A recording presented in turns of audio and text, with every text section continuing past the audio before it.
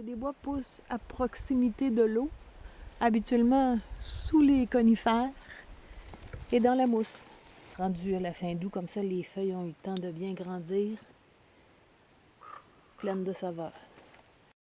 Le thé des bois est une plante qui se propage par les rhizomes, donc il vaut mieux enlever la tige au complet comme ça, plutôt que seulement les feuilles. Le rhizome principal va retiger. Il faut rester prudent dans la cueillette, c'est comme n'importe quelle cueillette sauvage. Donc pour reconnaître la plante, la feuille est bien lisse. Il y a une autre plante qui pousse dans le même milieu, celle-là est rugueuse. Et un autre indice, le thé des bois, il y a toujours du rouge à la base des pédoncules. Tandis que les autres, c'est plutôt des poils. Ça ressemble au thé des bois, mais c'en est pas.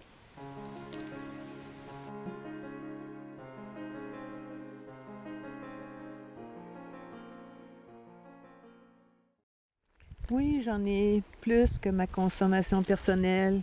Mais avant d'écrire des commentaires indignés, là, sachez que le thé des bois, c'est pas du tout une espèce menacée. Ça pousse en abondance, ça se reproduit facilement. J'en fais une seule cueillette par année et puis j'en vends à un seul point de vente aux fêtes de mon village.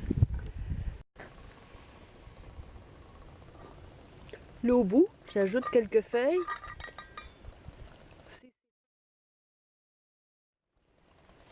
Et je laisse reposer le temps que l'eau devienne buvable.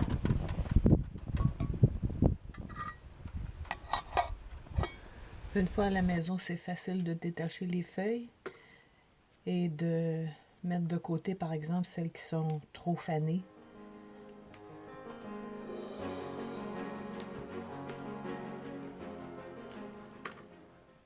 Et ensuite, on les mettra à sécher. On peut prendre un déshydrateur, mais moi, je trouve que ça conserve moins la couleur.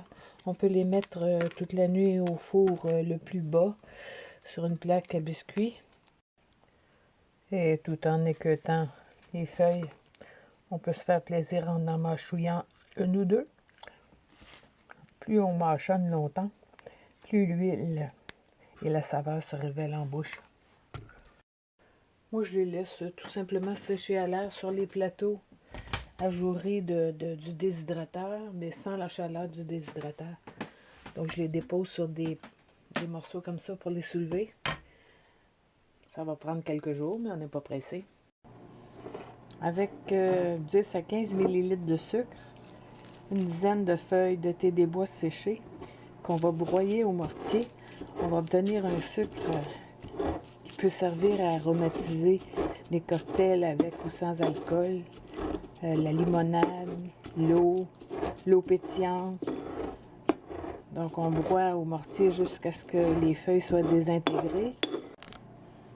Quand on ne voit plus les traces de feuilles, on retire les filaments qui restent.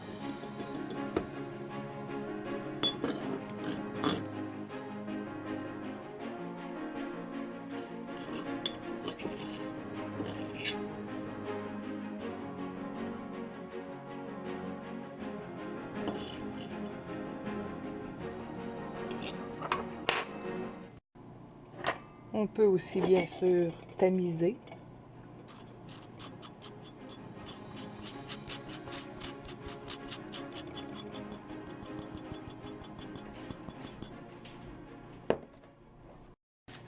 Comme le sucre a été bien broyé, il va se dissoudre facilement.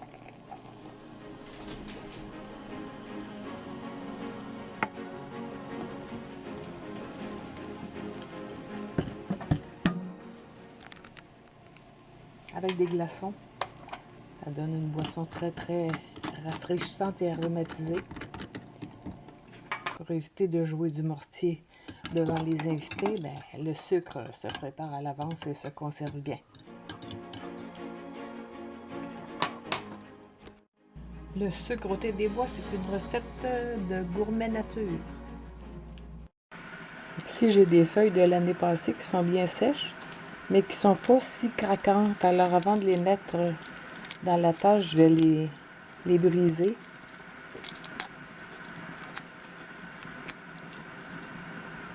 Cinq à 6 feuilles comme ça dans une tasse d'eau bouillante, c'est assez. Je remplis la tasse d'eau bouillante. On laisse infuser 10 à 15 minutes et on obtient un thé qui a une légère coloration rosée. La moitié des feuilles se sont déposées au fond. Si toutes les feuilles y sont, on peut le boire tel quel. Sinon, on les retire un peu.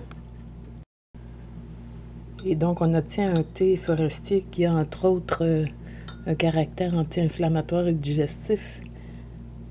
Mais attention, on n'en sert pas aux enfants, ni aux femmes enceintes ou qui allaitent, et surtout pas aux personnes allergiques à l'aspirine. Je bois ça à votre santé.